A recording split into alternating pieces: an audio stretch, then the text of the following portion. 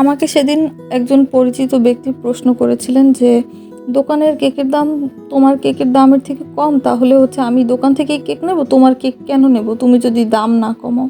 তো আসসালামু আলাইকুম এভরিওয়ান, কেমন আছেন সবাই?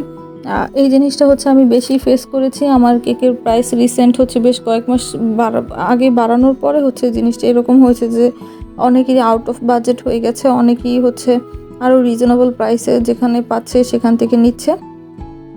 তবে আমার হচ্ছে এতে কোনো নেই, মানুষ যেখানে যার সুবিধা হবে সে সেখান থেকেই নেবে।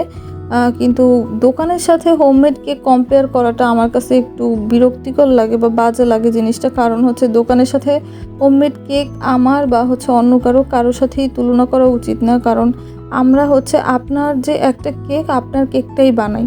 আপনি যখন একটা কেক 2 পাউন্ডের অর্ডার দেন, আমরা তখন 2 পাউন্ডের কেকটাই বানাই। যখন হচ্ছে 1 পাউন্ডের অর্ডার দেন, তখন হচ্ছে 1 পাউন্ডেরই বানাই।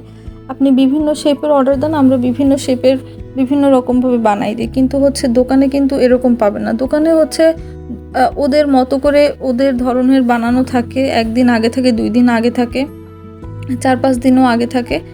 আর এরপরে হচ্ছে হাইজেনিক জিনিসটা মেনটেন করা হয় না। আমরা হচ্ছে যতটা পরিষ্কার পরিচ্ছন্ন জিনিসপত্রগুলো মেনটেন করি, ওরা হচ্ছে সেগুলো মেনটেন করে না। এরপরে আপনি আরও যদি দেখেন যে আমরা খুব অল্প প্রোডাক্ট কিনি, হচ্ছে সব প্রোডাক্টগুলো আপ টু ডেট থাকে। মার্কেটে নতুন আসে, আমরা হচ্ছে আমাদের পরিমাণ মতো একটা পরিমাণ, ছোটো অ্যামাউন্ট 1/2 কেজি 1 কেজি পরিমাণ আনি, শেষ হয়, এরপরে নতুন আনি। আমাদের হচ্ছে এক্সপায়ারি প্রোডাক্ট ইউজ করার কোনো সম্ভাবনাই থাকে না।